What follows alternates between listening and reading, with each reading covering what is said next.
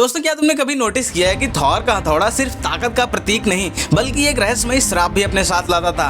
पूरी एमसीयू में ये प्राचीन हथियार कई योग्य लोगों के हाथों से गुजरा है, लेकिन हर एक का अंत कुछ अजीब तरीके से बुरा ही हुआ है। सबसे पहले बात करते हैं ओडिन की, जो सदियों तक एसगार्ड के राजा रहे और हथौड़े के असली स्वामी थे। लेकिन आखिरकार वो नॉर्वे में बुढ़ापे से मर गए और अपनी सारी शक्तियां अपने बच्चों को सौंप गए। उनकी पहली संतान हेला असल में हथौड़े की ओरिजिनल मालिक थी। उसने इसी हथौड़े से कई रियासतों पर अपनी जीत हासिल की थी, लेकिन बाद में एसगार्ड के साथ ही वो भी पूरी तरीके से नष्ट हो गई। फिर आया विजन, जिसने बेहद आसानी से इस हथौड़े को उठा लिया था, लेकिन बाद में थैनोस ने उसके सिर से माइंड स्टोन निकाल लिया और वो तुरंत मर गया। इसके बाद इस हथौड़े को एंड गेम में कैप्टन अमेरिका ने थैनोस से लड़ते हुए उठाया था, जो कि हम सबका फेवरेट मोमेंट था। लेकिन इस हथौड़े को उठाने के बाद ही जल्दी वो रहस्यमयी तरीके से अतीत में गायब हो जाते हैं और बुजुर्ग होकर वापस लौटते हैं, सिर्फ अपनी शील्ड देने के लिए। फिर आती है जेन फॉस्टर, जिन्होंने टूटे हुए हथौड़े को फिर से जोड़कर माइटी थॉर का रूप लिया था, लेकिन वो कैंसर से जूझती हुई अंत में मर गई। तो यार, इस हथौड़े को उठाने वाले हर इस इंसान को किसी न किसी रूप में मौत या नुकसान झेलना पड़ा है। सिर्फ थॉर ही ऐसा देवता है जो अब तक इस श्राप से बचा हुआ है। लेकिन सवाल यह है कि क्या हथौड़ा सच में एक वरदान है या फिर एक छुपा हुआ श्राप है जो अपने अगले शिकार का इंतजार कर रहा है।